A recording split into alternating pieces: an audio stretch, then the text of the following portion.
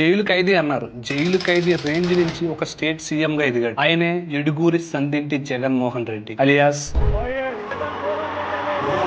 ఈ election results తర్వాత జగన్మోహన్ రెడ్డి గారికి ప్రజల్లో ఎంత ఫాలోయింగ్ ఉందనేది అందరికీ తెలిసొచ్చింది, ఇంక్లూడింగ్ కాంగ్రెస్ హైకమాండ్కి. జగన్మోహన్ రెడ్డి గారు గెలిచారు, పార్టీ అలా గ్రో అవుతుంది అనే టైంలోనే ఆయన మీద కొన్ని ఎకనామిక్ ఒఫెన్సెస్ కేసులు వచ్చాయి. అలానే ఆయనకున్న సాక్షి దినపత్రిక, అలాగే సాక్షి టీవీ మీద కూడా చాలా ఎలిగేషన్స్ వచ్చాయి. ఇదే టైంలోనే జగన్మోహన్ రెడ్డి గారు 16 నెలలు జైలు జీవితం గడపవలసిన పరిస్థితులు కూడా వచ్చాయి. కొంతమంది విమర్శించారు. ఎలా అంటే కాంగ్రెస్ పార్టీకి రాజీనామా చేయడం వల్లే కుట్ర సాధింపు చర్యలుగా జగన్మోహన్ రెడ్డి గారిని అరెస్ట్ చేశారు అని కొంతమంది విమర్శించారు. అయితే ఇక్కడ జగన్మోహన్ రెడ్డి గారు జైలు నుంచి రిలీజ్ అయిన తర్వాత ప్రజలకు ఇంకా బాగా దగ్గరయ్యారు.